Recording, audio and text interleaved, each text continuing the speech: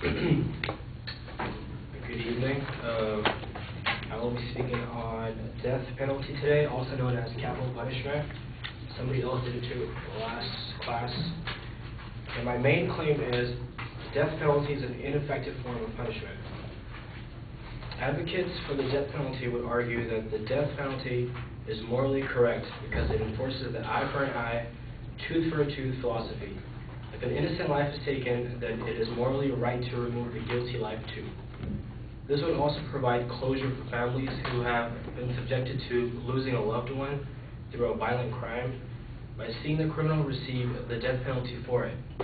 However, opponents of the death penalty would argue that it is immoral because if the government executes this criminal, then they would be on the same level, moral level, as a criminal who committed a crime and took an innocent life. It cheapens the value of the human life if it can be taken away by just a court ruling. I think that there are better ways to punish someone rather than executing them. Secondary claims. I have three. The first one is there could be other methods used to achieve incapacitation. Second one is death penalty is a risky process. Third one, death penalty failed as a deterrent. Okay. First one, there could be other methods used to achieve incapacitation. First of all, what does incapacitation mean and how can it be achieved? Incapacitation means basically to prevent future crimes from happening. You take the criminals and put them in a place or form where they cannot perform the crime ever again. How can it be achieved? It can be achieved by taking the person out of the society in any way possible, such as capital punishment. I believe that there are other ways to ensure 100% incapacitation, such as serving life on death row. There is no need to kill a person when the same can be achieved by keeping them in prison and put their time served to use. According to PrisonReformTrust.org, research has shown that since the start of a death row, no prisoner has been able to kill another inmate or security guard or even been able to escape. Incapacitation will definitely keep the existing criminals off the street and from communities, but it is not stopping people from doing new crimes or offenses. Okay, my secondary claim, which was death penalty is a risky process. Yes, it seems pretty simple to say that death penalty is a lot cheaper than death row because you just killed a person, which is wrong. According to deathrowfacts.com, here are some prices to observe. The electric chair which they use to execute a person costs $300,000 for one of them. The lethal injection, which is $65,000 each. Average fee of lawyers, judges, etc. is $2.8 million per case. There are lots of costs involved when carrying out the death penalty.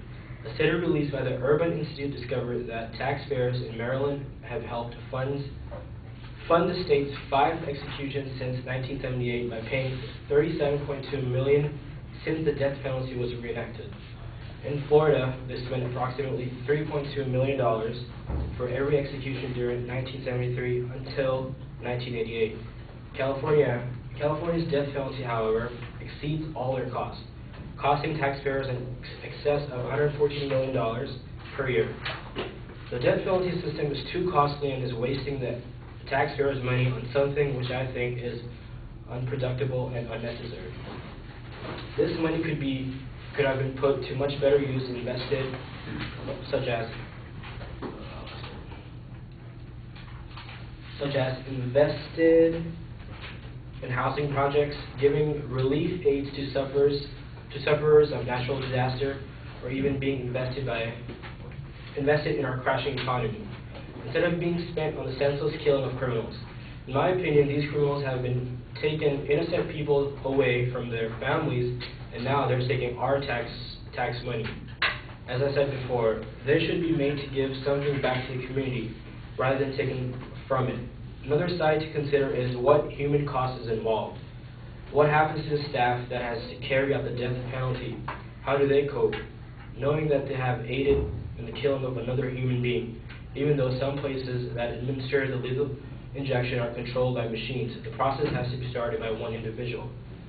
Is it fair to make a person kill someone just because the law or a higher authority tells them to? If that is the case, then why did those soldiers in Nuremberg, or who were part of Hitler's stormtroopers, get punished by the United States just because they were following orders? And not to mention the biggest human cost of them all.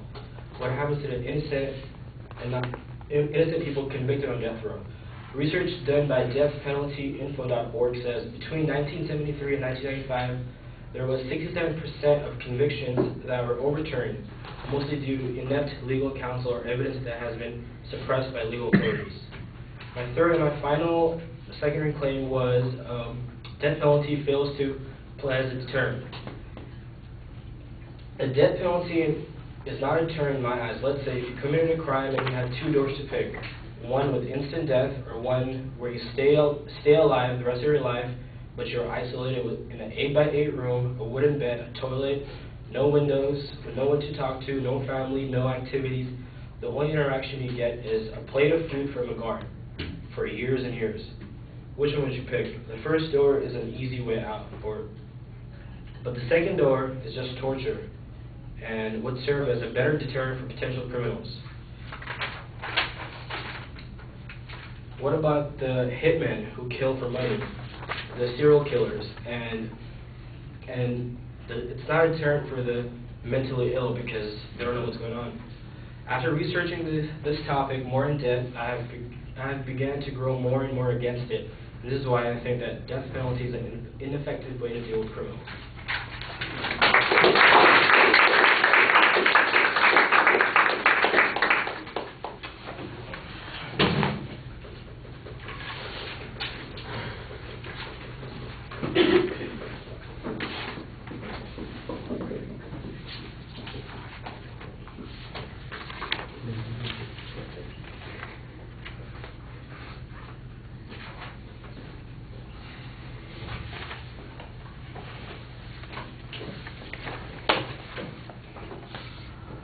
All right, Saad, the topic is clearly identified. You've got a good statement of your proposition. The supporting points are laid out also pretty clearly. Although you do kind of get tied up with this whole value argument at the beginning. So the long section of your introduction, instead of focusing on the claims that you're going to be dealing with, focuses on the value issues that are involved, which are not really relevant to the factual claim that you're going to be presenting here.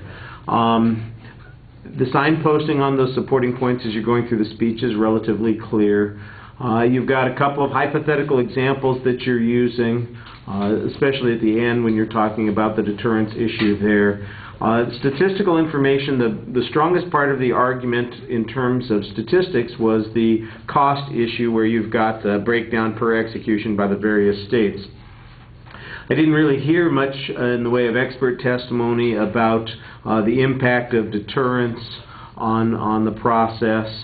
There's some factual data on some cost issues. Like I said, there's a little bit of inconsistency sometimes on the information. You're very dependent on hypothetical stuff, the incapacitation argument, for instance. You did have one suggestion, one authority that you're quoting on that first point that says, since we've gone to a death row type of situation, nobody's killed another prisoner, nobody's escaped. And that's a pretty important piece of information, because one of the arguments about this deals with that issue. And so you really want to do more to clarify the source on that. I think the third point on deterrence, I think it's largely underdeveloped. You have some problems there. And then you get into some value arguments. You're making an equivocation of the Nazis with executing people, and there's this argument about whether or not we're putting some burden on people who are carrying out the sentence there. But again, that's all speculative, hypothetical evidence or examples in that situation. All right, thank you.